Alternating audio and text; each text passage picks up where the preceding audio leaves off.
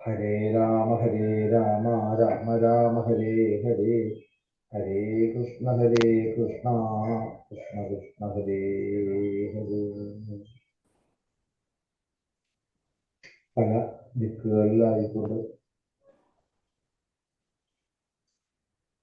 ഭഗവാനെ സ്മരിച്ചുകൊണ്ടുള്ള കീർത്തനങ്ങളും അകൃപാദങ്ങളിൽ ഒന്ന് നമസ്കരിക്കുകയും അകൃപാദങ്ങളെ തന്റെ ഹൃദയകമലത്തിൽ വെച്ച് ഒന്ന് ധ്യാനിക്കുകയും അതുപോലെ തന്നെ പല വിധത്തിലുള്ള വ്രതങ്ങൾ അനുഷ്ഠിക്കുക, പറ്റാവുന്നിടത്തോളം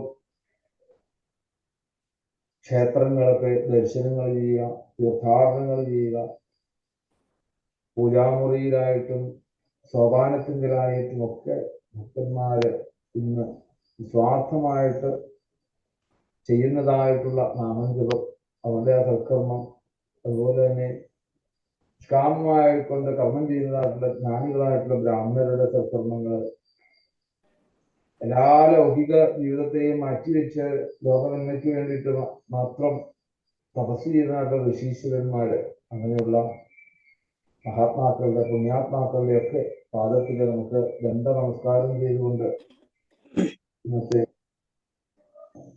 ദിവസത്തിലേക്ക് നമുക്ക് പ്രവേശിക്കാം.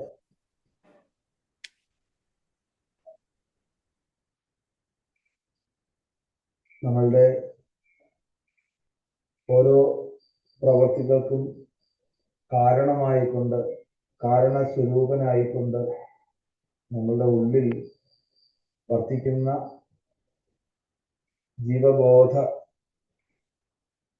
സ്വരൂപമായിക്കൊണ്ട് നിൽക്കുന്ന ആ പരമാത്മ ചൈതന്യം എപ്പോഴൊക്കെയാണോ നമുക്ക് സ്പർശിക്കാൻ സാധിക്കുന്നത്,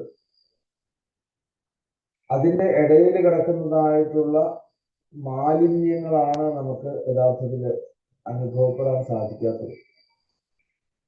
നമ്മൾ ചെയ്യുന്നതായിട്ടുള്ള ഏത് പ്രവൃത്തിയായാലും ആ പ്രവൃത്തിക്കൊക്കെ കാരണമായിക്കൊണ്ട് നമ്മളുടെ ഉള്ളിൽ നിറഞ്ഞു നിൽക്കുന്നയാളാണ് ഭഗവാൻ. പക്ഷെ നമുക്ക് പലപ്പോഴും നമുക്കത് അംഗീകരിച്ചു കൊടുക്കാൻ സാധിക്കുന്നില്ല. നമ്മളുടെ ബുദ്ധി കൊണ്ട് നമ്മളുടെ ഈ ശരീരത്തെ നമ്മൾ വിലയിരുത്തിക്കൊണ്ട് അതാണ് എല്ലാം ചെയ്യുന്നത് എന്നുള്ളൊരു തോന്നലില് പല വിധത്തിലും നമ്മുടെ വാക്കുകളായാലും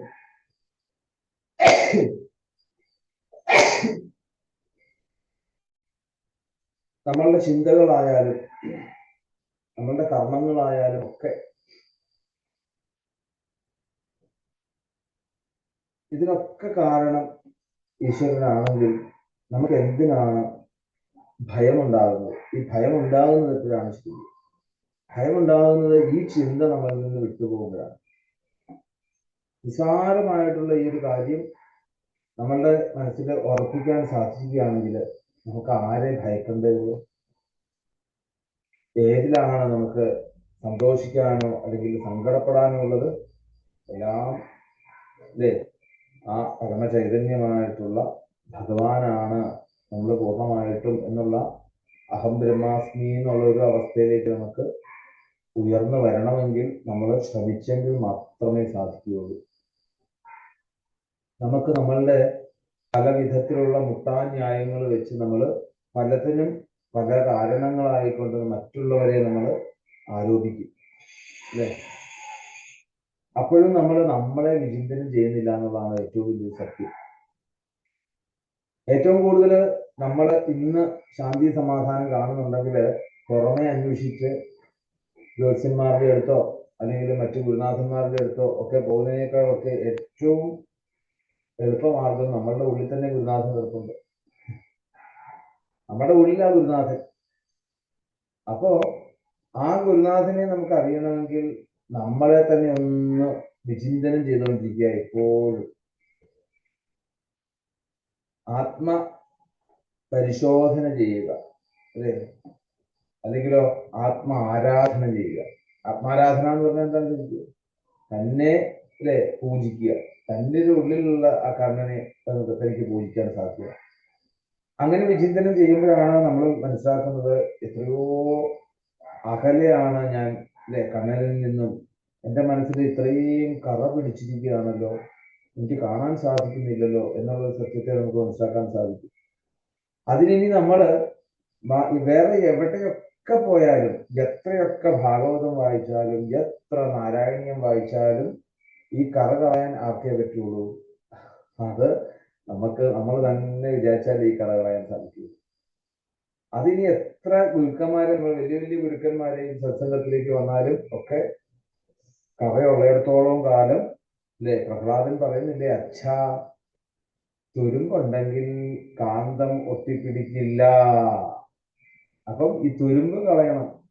ഈ തുരുമ്പുള്ളത് കൊണ്ടാണ് നമുക്ക് ഭഗവാനോട് ഒട്ടിപ്പിടിക്കാൻ സാധിക്കാത്തത് കൊണ്ടാണ്. ഭഗവാനിൽ നിന്ന് അകന്നു പോകുന്നത് എന്തുകൊണ്ടാണ്? മറ്റുള്ള വിഷയങ്ങളിലേക്ക് ഒട്ടിപ്പിടിക്കുമ്പോൾ അവിടെ തുരുമ്പ് കൂടിക്കൂടി വരുന്നു. അപ്പം ആ തുരുമ്പെല്ലാം ഇല്ലാണ്ടാവണമെങ്കിൽ നമുക്ക് നമ്മുടെ ഉള്ളിലുള്ള ഈ രാഗദ്വേഷാദികളായിട്ടുള്ള എല്ലാ ഭാവങ്ങളും മാറ്റി, ഇതെല്ലാം മാറ്റിക്കഴിഞ്ഞാൽ നമുക്ക് നമ്മളുടെ ഉള്ളിൽ തന്നെ ആ ജീവബോധ സ്വരൂപമായിക്കൊണ്ട് തിളങ്ങി നിൽക്കുന്നതായിട്ടുള്ള കണ്ണനെ നമുക്ക് മനസ്സിലാക്കിക്കൊണ്ട് ആ കണ്ണനോടുള്ള ഒരു ബന്ധം മാത്രമേ ഉള്ളൂ ഈ ജീവിതത്തിൽ. ഈ സത്യം നമ്മൾ എപ്പോഴും ഓർക്കം വരുമല്ലോ. വേറെ ആരോടും ബന്ധമില്ല. നമ്മളിങ്ങനെ ബന്ധം നടിക്കൽ മാത്രമേ ഉള്ളൂ അല്ലേ? നമുക്ക് ജീവിതത്തിലേക്ക് കടന്നു നോക്കിക്കഴിഞ്ഞാൽ അറിയാൻ സാധിക്കും, എല്ലാം ഒരു നാടകമാണ്. ജീവിതം തന്നെ ഒരു വലിയൊരു നാടകമാണ്. ആ നാടകത്തിലെ കഥാപാത്രങ്ങൾ ഇവിടെ അഴിഞ്ഞാടിക്കഴിഞ്ഞാൽ ഒരു ദിവസം എന്തായി? ഒരു ദിവസം സലാം പറഞ്ഞ് ഇവിടെ നിന്ന് യാത്രയാവും. ഇത്രയും കാലം നമ്മൾ വിശ്വസിച്ച് കൂടെ വന്നതിന് അല്ലേ, എന്നിട്ടോ പോകുമ്പോഴത്തേക്കും നമുക്ക് പരിഭ്രമായി. പരിഭ്രമിക്കാനൊന്നുമില്ല. ഇതെല്ലാം ഒരു നാടകമാണെന്ന് വിചാരിച്ചാലോ? ഈ കാണുന്നതായിട്ടുള്ള നമ്മളുടെ ബന്ധത്തിന്റെയും ഈ കാണുന്നതായിട്ടുള്ള നമ്മൾ പ്രതീക്ഷിക്കുന്നതായിട്ടുള്ള ഓരോരോ ബന്ധം നടിക്കുന്നതും ഒക്കെ ഇതൊക്കെ ഒരു സ്വപ്നമാണ്, ഇതൊക്കെ ഒരു നാടകമാണെന്ന് വിചാരിച്ചാൽ നമുക്ക് വല്ല വിഷമമുണ്ട്. നമ്മളൊരു സിനിമ കണ്ടു കഴിഞ്ഞ് കഴിഞ്ഞാല് തിയേറ്ററിൽ നിന്ന് പുറത്തേക്ക് ഇറങ്ങി കഴിഞ്ഞാൽ പിന്നെ ആ സുരേഷ് ഗോപിയെ കുത്തിയതിനോ അല്ലെങ്കിൽ തിലകനെ കുത്തിയതിനോ വല്ലതും നമുക്ക് വിഷമം തോന്നാറുണ്ടോ? ഇല്ല. കുറച്ച് നേരത്തേക്കൊക്കെ നിൽക്കും, എന്നാലും ആ ക്ലൈമാക്സ് അങ്ങനെ വേണ്ടായിരുന്നു എന്ന് വിചാരിക്കും അല്ലേ? കുറച്ചുകൂടെ നല്ല രീതിയിൽ ആ ക്ലൈമാക്സ് ഉണ്ടാകായിരുന്നു എന്നൊക്കെ നമ്മൾ ചിന്തിക്കുക. അത്രയ്ക്ക് തന്നെയുള്ളൂ. കുറച്ചു നേരത്തേക്കേ ഉള്ളൂ, അത് കഴിഞ്ഞാൽ കഴിഞ്ഞു. ഇതുപോലെ ആവണം നമ്മളുടെ ഈ ഇന്ന് സ്ഥൂലമായിട്ടുള്ള അല്ലെങ്കിൽ ഈ ജാഗ്രത അവസ്ഥയിലുള്ള നമ്മളുടെ ഈ ഒരു ജീവിതവും ഇതുപോലെ വെറും നാടകങ്ങളാണ്. ഒന്നിനെയും വിശ്വസിക്കേണ്ട കാര്യമില്ല. നമ്മൾ തിയേറ്ററിലെ കഥാപാത്രങ്ങളെ ഉണ്ടെന്ന് വിശ്വസിക്കുന്നത് പോലെയാണ് ഇന്ന് നമ്മളോട് ചേർന്ന് നമുക്ക് അല്ലെ എന്നും ആശ്വാസമാണെന്ന് നമ്മൾ വിചാരിക്കുന്നതായിട്ടുള്ള നമ്മളുടെ ബന്ധുജനങ്ങളായാലും ഗുരുജനങ്ങളായാലും സകലരും ശരീരം സ്വീകരിച്ചിട്ടുള്ളവരെ എല്ലാവരെയും അത് 3 തരത്തിലുള്ള ഗുണങ്ങൾ ഉള്ളിടത്തോളം കാലം ഇതിങ്ങനെ മാറിക്കൊണ്ടേയിരിക്കും. ചിലപ്പോൾ സത്വഗുണമായിരിക്കും, ചിലപ്പോൾ രജോ ഗുണമായിരിക്കും, ചിലപ്പോൾ തമോ ഗുണമായിരിക്കും. അത് നമുക്ക് പറയാൻ സാധിക്കുകയില്ല, ആരെയും പറയാൻ സാധിക്കുകയില്ല. നിമിഷം കൊണ്ട് നമ്മളുടെ അല്ലെ നമ്മൾ പറയാറില്ലേ, ഓ പണ്ടൊക്കെ എന്തൊരു ഇതായിരുന്നു, ഇപ്പൊ എന്തൊരു മാറ്റായി.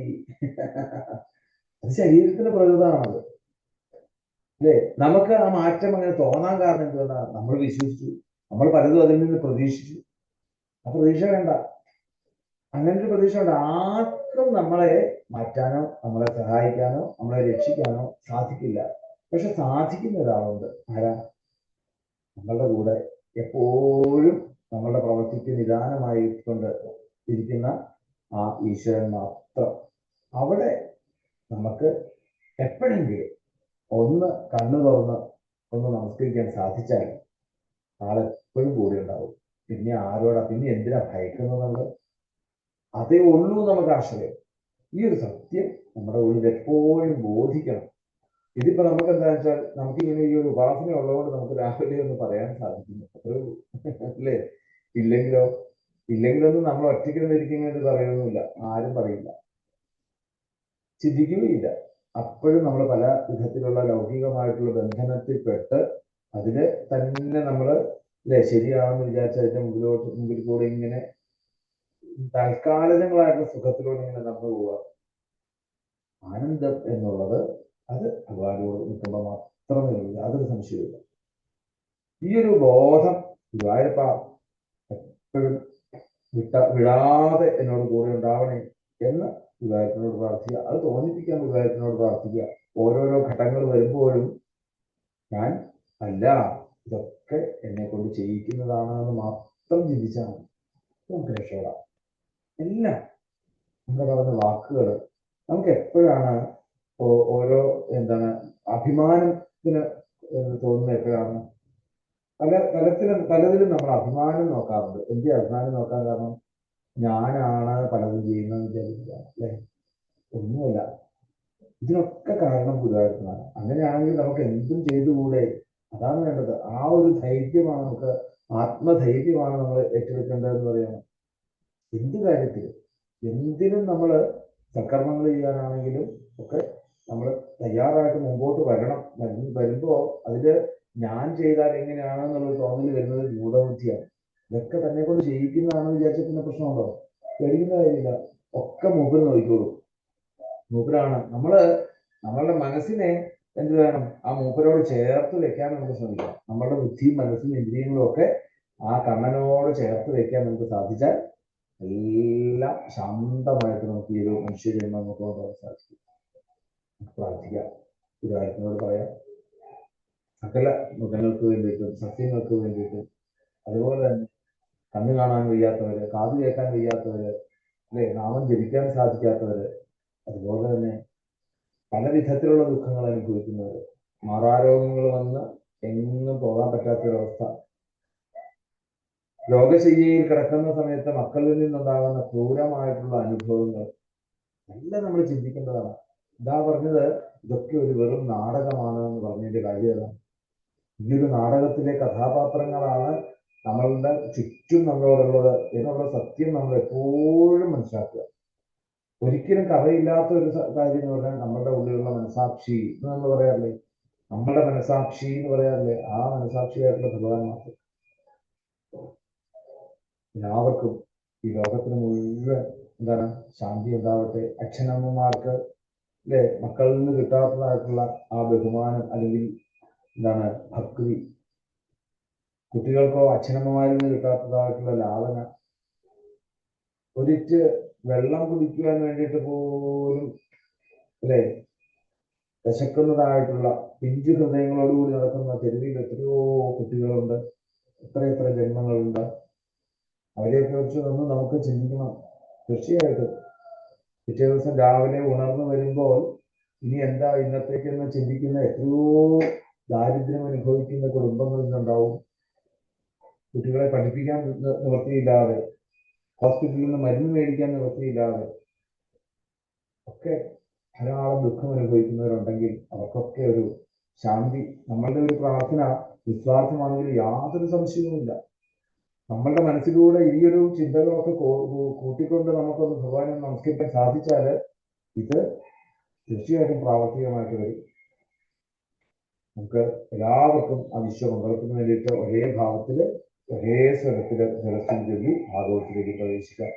ജ്വര ഉവാചാം നമാമി ത്വാനന്ദശക്തിം പരേശം സർവാത്മാനം കേവലം ജ്ഞപ്തിമാത്രം ഈശ്വോൽപത്തിസ്ഥാന സംരോധഹേതും യത്തൽ ബ്രഹ്മലിംഗം പ്രശാന്തം കാലോ ദൈവം കർമ്മജീവസ്വഭാവോ ദ്രവ്യം ക്ഷേത്രം പ്രാണ ആത്മാവികാര തത്സംഘാതോ വിജരോധ പ്രവാഹസ്തന്മായിഷാ സംനിഷേധം പ്രപദ്യേ നാനാഭാവേ ലീലൈവോപവന്നേർ ദേവാൻ സാധൂൻ ലോകസേതൂൻ ബിഭർഷി ഹംസ്യോന്മാർഗാൻ ഹിംസയാ വർത്തമാനാൻ ജന്മൈതത്തെ ഭാരഹാരായ ഭൂമേ തത്തോഹം തേജസാ ദുസ്സഹേന ശാന്തോഗ്രേണാത്യുർബണേന ജ്വരേണ താവത്താപോ ദേഹിനാം തേഘ്രിമൂലം നോ സേവേരൻ യാവദാശാനുബദ്ധാഃ താവത്താപോ ദേഹിനാം തേഘ്രിമൂലം നോ സേവേരൻ യാവദാശാനുബദ്ധാഃ സർവത്ര ഗോവിന്ദനാമ സങ്കീർത്തനം ഗോവിന്ദ ഗോവിന്ദ.